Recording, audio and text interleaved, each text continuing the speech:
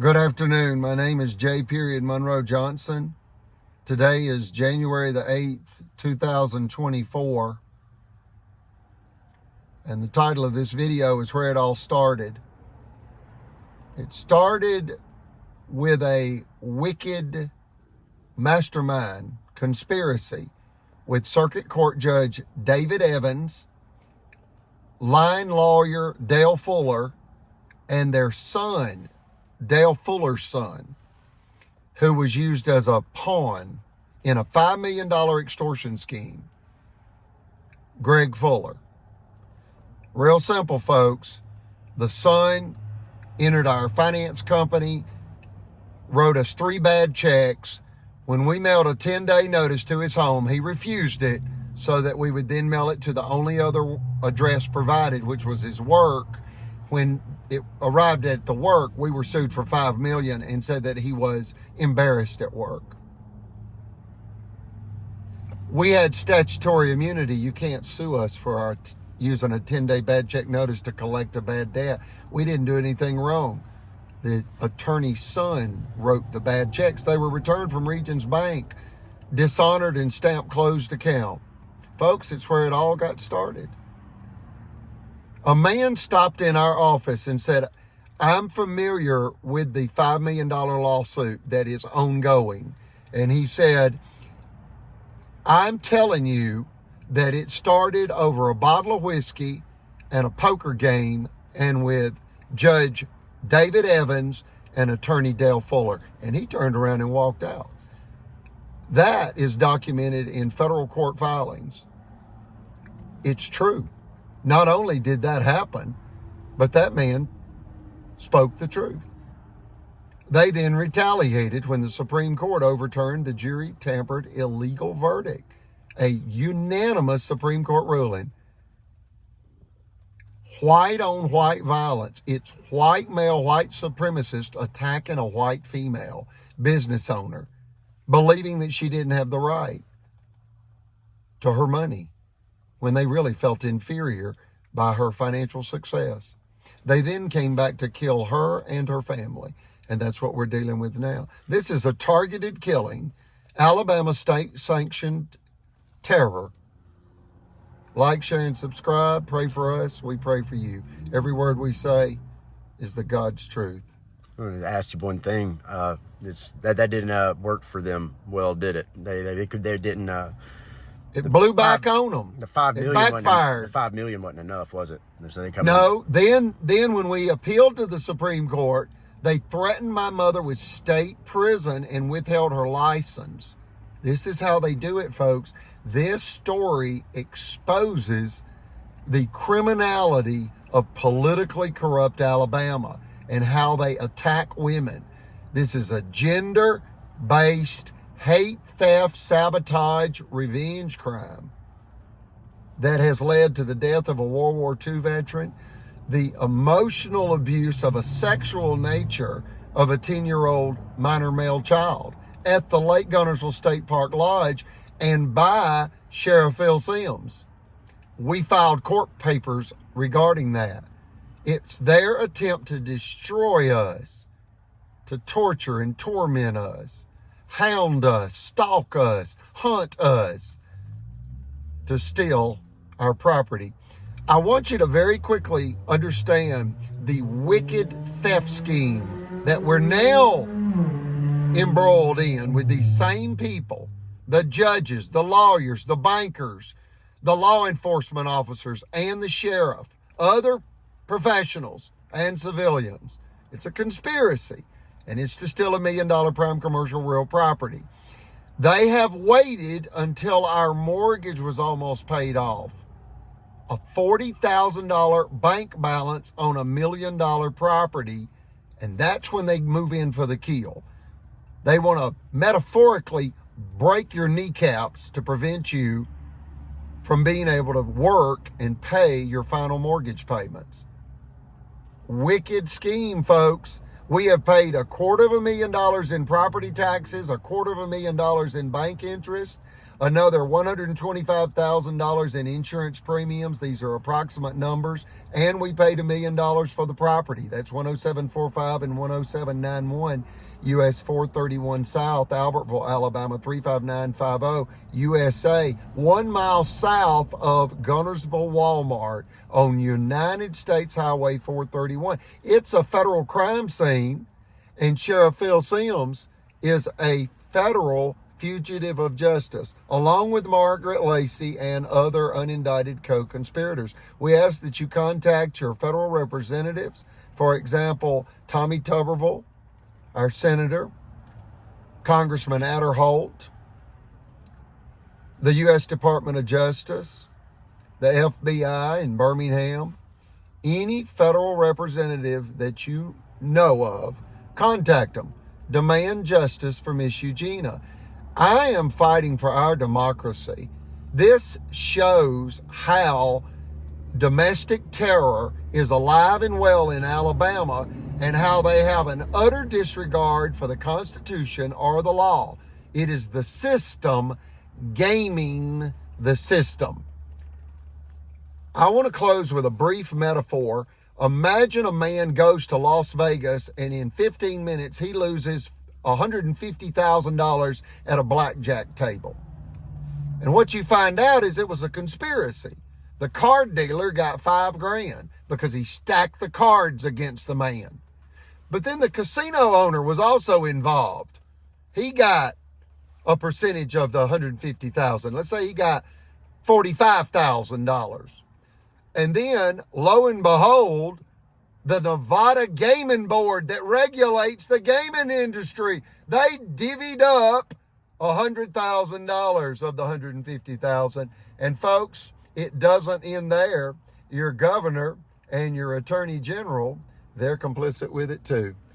Folks, it happened. We can prove it. Our attorney general lied in writing to the Alabama State Bar about this tragedy. And that's what Brock Boone at the ACLU, an attorney in Montgomery, said is the most extraordinary aspect of this case. He said that you have a current attorney general provably lying in writing to the Alabama State Bar about this state-sanctioned terror. Extraordinary.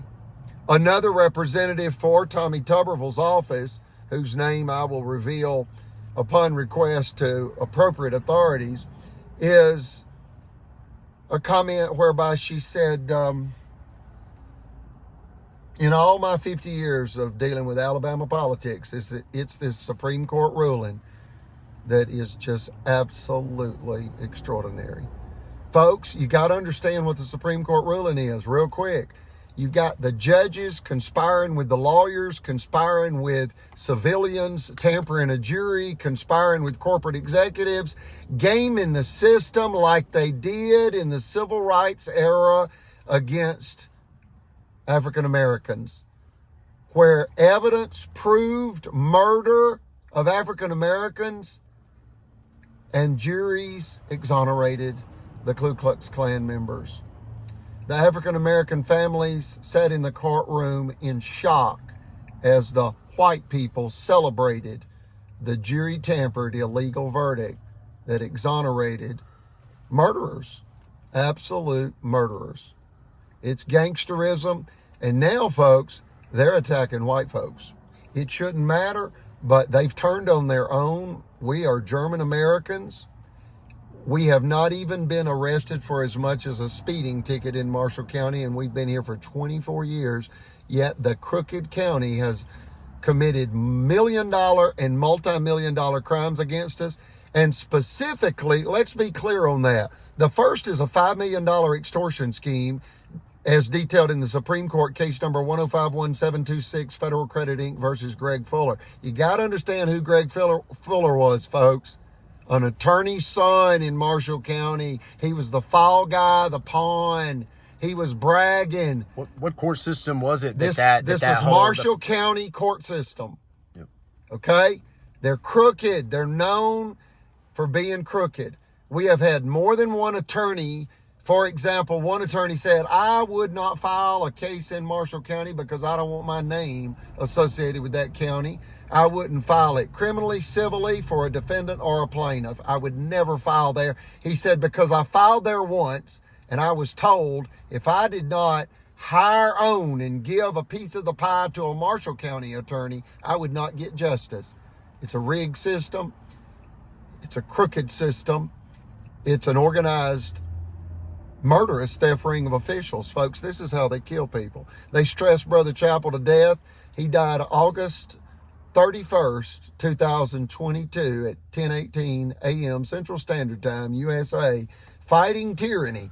A World War II war-disabled Navy veteran, high priest in the Melchizedek priesthood for the Church of Jesus Christ of Latter-day Saints, and a good man.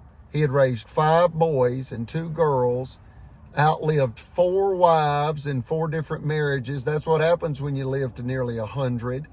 And Marshall County used the fact that he prominently displayed photographs of himself as a Boy Scout master in Clearwater, Florida, where he raised his 4 boys in the Boy Scouts and was a Boy Scout master for the Boy Scouts of America. He never hurt any children. And they used that against him and said that he was involved in a child sex trafficking operation. And that's the truth. We have it recorded on audio recordings. When he heard that, he lost his physical energy for approximately 5 days. He was bedridden. Folks, that's like injecting deadly toxin in someone's veins. Snake venom. That's the way they do it. Instead of wicked witch slander, if you're familiar with the Salem witch trials, instead of wicked witch slander, it's child rape slander. And it's designed to steal land now, as it was in the 1600s. None of the witches, there were no witches in the Salem witch trial. None of the women, I misspoke, none of the women were witches. They were elderly, widowed landowners that had inherited land when their husbands passed away. And the wicked white male white supremacist manipulated the public and had them burn these women alive, burn them alive at the stake as a witch when they were not a witch. The men were having the civilians manipulated and murdering these elderly widowed women so the men could steal their land. And it's exactly the exact same thing that Phil Sims has executed against my mother. The Miss Eugenia Justice story is a story about corrupt Alabama officials attacking the Leonard Skinner mother, because my brother's Damon Rogers Johnson and my mother's maiden name is Rogers. Her Hofreister Rogers were from Berlin, Germany. What other questions or statements do you have? You said that all that could be likened to what they said about Chappell was like poison in the veins. I think it's worse, man. It's poison in the heart. Embedded. It's poison in the heart, and I want you to know something, folks. They can take a gun and shoot you with it, and if it doesn't hit a vital organ, you could survive. You'll not survive child rape slander. Not in the 21st century. It got on social media. We have it on audio recorders.